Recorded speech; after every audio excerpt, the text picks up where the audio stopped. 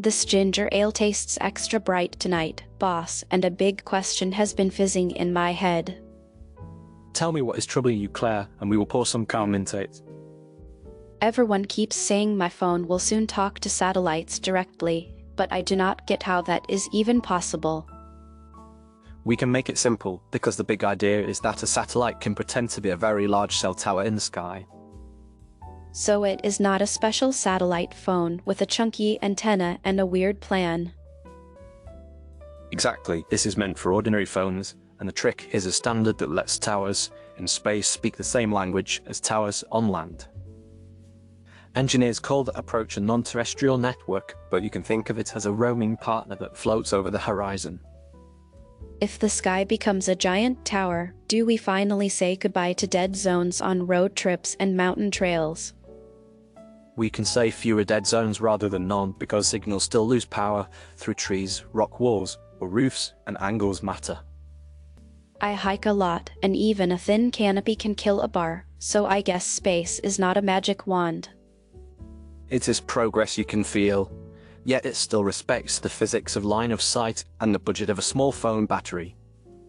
People also mention an emergency feature that some phones already have, so is that the same thing as this direct system? That emergency feature uses a different partner and a guided message flow for rescue only, while direct-to-cell aims at regular texting or calls in normal apps. I like the rescue idea, but I love the thought that a normal message could go out when a storm knocks the grid down. That is the promise that pulls many teams together, from phone makers to network operators to satellite builders. Who are these teams and why are they racing? You will find big mobile carriers teaming with satellite companies because each side has one half of the puzzle. Carriers bring licensed spectrum and millions of subscribers, and satellites bring coverage where towers cannot reach with fiber or power.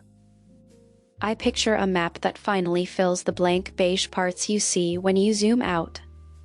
That is a fine picture, and the first wins appear as text messages from remote areas that used to give only silence. Why texting first rather than calls or video? Texting works at very low data rates, and it tolerates delay, which makes it the perfect beachhead for a new link budget. Delay means I might wait a few seconds after pressing send. Yes, because the signal travels far and dances with moving satellites, so the round trip takes longer than a city tower. What about the idea of a normal voice call that just works like usual? That will come in phases, because the system must handle timing, Doppler shift, and handover between fast-moving beams. Doppler sounds scary, but I only remember it from a train whistle in science class. It is the same idea in radio, since motion stretches or squeezes the frequency, and the phone and satellite must agree on the new pitch. How does my phone even know which way to talk if it has no dish? Your phone already has antennas that can shape energy in small ways, and the satellite uses a giant array that paints beams like a spotlight grid across the Earth. The pair meet in the middle by using narrow channels, careful timing, and coding that forgives small errors. So coverage is like a quilt of moving light patches across the night. That is a gentle image, and it helps to explain why you may see windows of service rather than a perfect blanket indoors. Does this mean I could send a message from a boat a few miles off the coast? With clear sky and a supported carrier, a small message is exactly the kind of thing this network aims to lift from water to orbit to land. And in a canyon on a road trip, could I still reach my family? If the canyon opens to a slice of sky, yes, but if you drive under cliffs for miles, the rock will win that round. I want to understand safety, because my mind jumps to 911 and whether help finds me in time. Emergency service is the heart of the story, and the system is designed to route your text or call toward the right dispatch center using your location when it can. If it cannot get a good fix, what happens? There can be a helper center that asks for your number and location, and then passes the case to the right team, which takes a little more time, but still moves aid toward you. That makes sense, and it sounds honest about the trade-offs. Honesty keeps people alive because it sets clear habits like stepping outside facing the open sky and given landmarks in your first message. I can do that, and I can save offline maps before I leave the city. That is a wise habit, and it pairs well with a small battery pack and a note to loved ones about your route. What about privacy? Because the word satellite makes people imagine eyes in the dark. The link is still a phone link under carrier policy and law, and location is used to route and to make the radio math work, not to spy on quiet lives. How do partners split the work and the cost? They divide it by roles, with the satellite side building the space network and the carrier side integrating the service into plans, billing, and support. Will plans be complicated with confusing add-ons? Expect a few simple tiers, such as a plan that includes a basic bundle of messages and perhaps an add-on for people who spend many nights outdoors. I love clean menus because I am allergic to pea salad. Clear menus survive time, and they help people remember how and when the system will help them. I want to compare this to a satellite messenger that hikers carry because I see those orange bricks on straps. Those devices are great tools, and they shine for tracking quick presets and long battery life, while direct-to-cell wins when you want a normal phone to speak in a pinch. So I might still rent a messenger for a long trail but lean on my phone for a day trip or a drive. That is a smart blend, and it respects that no single tool can own every scenario. How big are these satellites? Because my brain jumps between bus size and pizza box. Some are large with wide antenna arrays, and some are surprisingly compact, but the key is the surface that forms many steerable beams. A beam can be aimed and shaped like a theatre spotlight, so capacity can move with crowds or disasters. Capacity sounds like the next challenge once people start using it at the same time. Yes, because the network must share airtime among many phones, which is why early services focus on small messages that deliver real value without flooding the link. What happens when a satellite goes over the horizon? Another one takes its place, and your phone can hand over like it does between towers, only the dance steps are quicker because the partner is moving fast. Do phones need a special chip for this? Modern radios are flexible, and with software and standard support they can talk in the right bands and modes without a bulky new part. I heard someone say that trees are the real boss of radio, and I think I believe it. Trees soak and scatter signals, and wet leaves are extra hungry, so a small step into a clearing can double your chances. You make it sound like reading the sky becomes a new daily habit.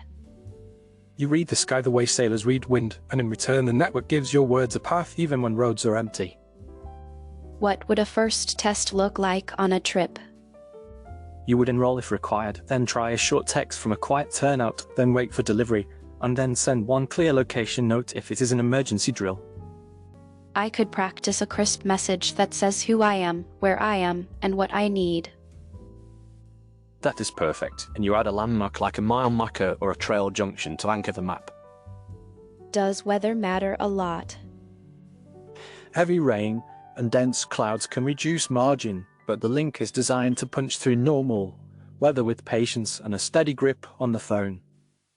Could a phone work on a small boat with waves and motion? It can, because the system tolerates some motion, and the satellite beam is wide compared to a laser, though you still want clear sky. What about airplanes? Because people always ask that. That is a special case with rules of its own, so you follow airline guidance and use the approved links rather than testing space from a seat. I want to explain this to my cousin who hates jargon, so how do I keep it short? Tell them a satellite can act like a roaming tower in the sky, and a text may go through when a map is empty of coverage. Then I add that a roof or forest can still block it, so they should step outside and face open sky.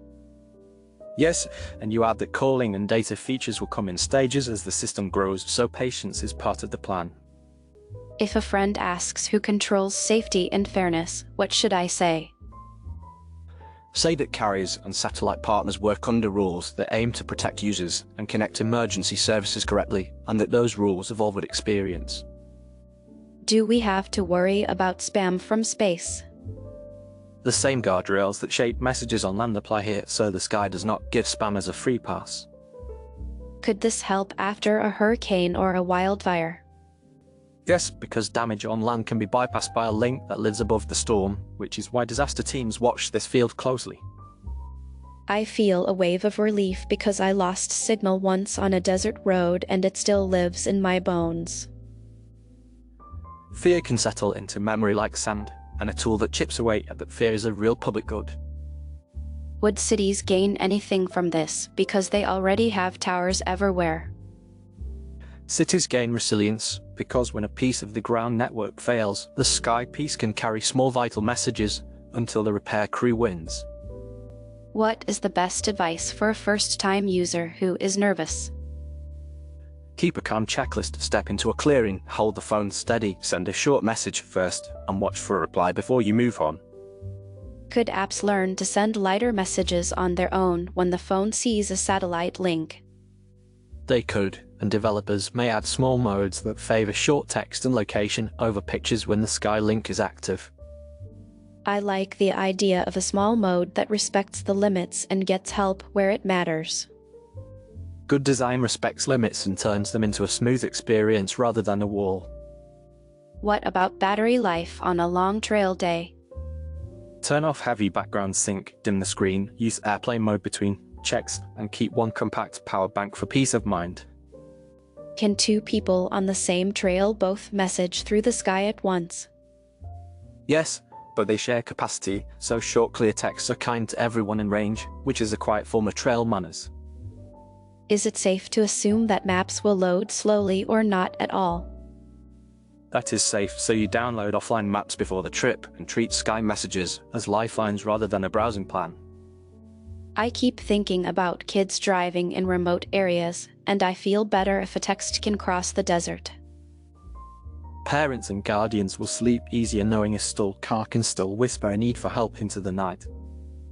Do satellites cross borders in a way that makes billing strange? Partners work out roaming rules so the user does not have to do math on a bad day, and the phone will follow the planet knows. How does a phone decide between a weak tower and a friendly satellite? The phone tries the normal tower first, and if it fails it can fall back to the sky path when the plan allows it. So the sky is a safety net rather than a main road. That is a good metaphor because nets are there when roads break, and most days you still drive on the ground. Is there any risk of interference with radio astronomy or weather satellites? Careful coordination and filters reduce those risks, and shared standards keep neighbors friendly across the spectrum. I heard the word beamforming and thought it sounded like sculpting light. It is sculpting radio, and the arrays can bend and split beams to paint many small service cells that move with need. Could concerts or festivals borrow capacity from the sky for crowd texting? In theory, yes, and pilots may appear where the view is open and the crowd needs a cushion for peak moments. Do ships far out at sea gain a lot from this?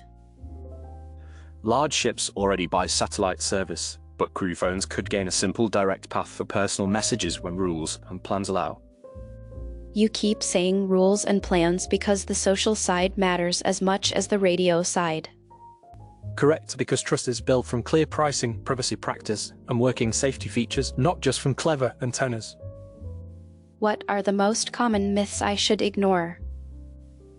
One myth is that this will give high-speed video everywhere overnight, and another is that it cannot work at all, and the truth sits between those extremes. What is one smart habit that almost no one remembers? Save a small list of emergency contacts with short names and simple tags like home or work, because speed matters when fingers shake. Would you put a short rescue template note in your Notes app? Yes, I would keep a one-line message ready that says my name, my location, and my need, and I would paste it and edit details to save time. Can schools teach this without scaring students? They can present it as a science story about signals and safety, which makes students curious and gives them tools rather than fear. Could this help farmers or wind techs who work between towns? Field workers gain a quiet safety line, and it is good for families and for the jobs that keep the lights on. What about hikers in national parks with strict rules? They can respect park rules and still carry the phone set up for sky messages in case a twisted ankle turns a day trip into a coal mine. I want to take a night drive through the desert just to try one message under a sky full of stars. Choose a safe turnout, let someone know your plan, enjoy the stars, and keep the test short so you do not drain the battery. Do you think people will take space more seriously when their phone talks to it? People take what helps them seriously, and nothing is more persuasive than a message that arrives from the middle of nowhere. Will phones show a special icon so we know the link is active? User interface choices vary, but a clear signal is helpful, and tutorials can teach the meaning in a few seconds. Can emergency dispatchers handle texts as well as calls? Many centers already take texts and more are training for it, and the key is that you send simple facts and keep the phone awake for replies. I will remember to say how many people, what injury, and what landmark. That level of detail saves minutes, and minutes save lives. Is there a way this could change travel culture? It could make road trips feel safer for new drivers and solo travelers, which may open more of the map to curious hearts. I can hear my mom saying, "Remember the battery pack," and I will obey. Mothers speak in bullet points for good reason, and the system rewards that kind of planning. Will older phones work, or is this a new model club? Support depends on radio bands and software, so some current phones will join and others may need an upgrade later. I hope updates keep the door open for as many people as possible. That is the spirit of the standard, which tries to meet the world where it already is. I keep circling back to the feeling of comfort more than the tech. Comfort is the real product, and the tech is the method that delivers it quietly when you need it. Give me one sentence I can tell a driver at a gas station who asks why I am smiling. Tell them your phone can borrow the sky for a message when the map is blank so the road feels less lonely. That line will stick because it is clear and kind. Kind lines travel far, and so do short texts with good timing. Is it wise to test the system before a real emergency? Yes, you should follow the steps from your provider, send a harmless check, and learn the delay so you will not panic later. Can families make a tiny playbook for trips? They can agree on a short code for safe arrival, a code for a delay, and a meeting point if maps fail. Would you carry a whistle as well as a phone? I would, because sound travels through trees better than radio when you are close to help, and the two tools complement each other. Do satellites ever sleep? They keep orbiting, and ground stations take turns listening, and handles keep the service awake. Is handover between satellites like passing a note in class? It is a fast pass that keeps your session alive, and it works best when the phone and the sky are in rhythm. Could road signs someday mention satellite texting in safety tips? Signs may evolve as habits evolve because good public tips spread like folk wisdom.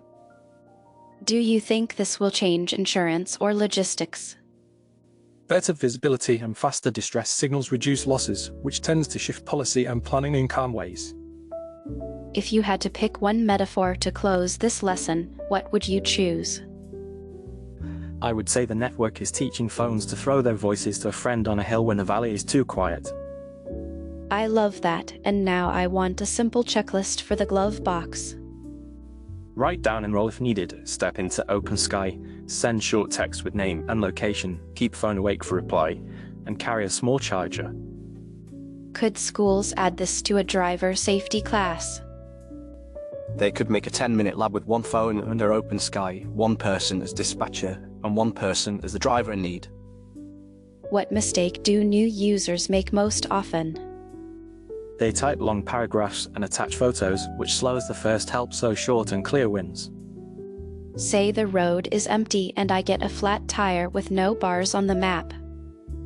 You pull over safely, send a short help text with your location to a family member or a service number, and wait in a safe place. Do satellites mind if I move a little while waiting?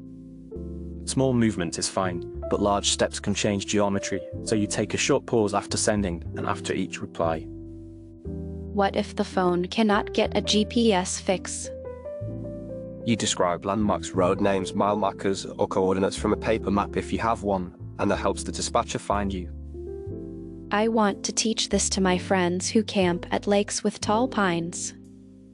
Tell them to step to the shore if the view opens and to point their bodies toward the widest sky. Could developers add a satellite-friendly mode in messaging apps? They can limit message size, show a countdown for send attempts, and prompt for a location snippet to improve success. Is there a way to practice calm while the phone waits? Count slow breaths and watch the horizon rather than the screen, which keeps your judgment clear for the next step. You make safety feel almost elegant. Elegance is simply everything unnecessary set aside so the important things shine. Is there anything I should worry about with scams using the sky? Say with official channels for payments and aid, and do not share codes or personal numbers with strangers, even if they claim to be helpers. What about boats that use metal cabins? Metal can block signals, so step to a deck or a window to give the phone a better path. Should I hold the phone high like a torch? Hold it at chest height with a relaxed grip and keep your body still for a few seconds, which is kinder to the antennas than waving. Could wildlife tracking or conservation projects use this link? Some projects may use similar space links with different devices, and the public phone link can raise awareness and support. Would rescue teams get flooded with false alarms? Good design, clear prompts, and small friction in the user flow reduce mistakes, while training and public guides do the rest. My mind is calmer now, and I can picture what to do under a big sky. Calm minds make better signals, and better signals invite help sooner.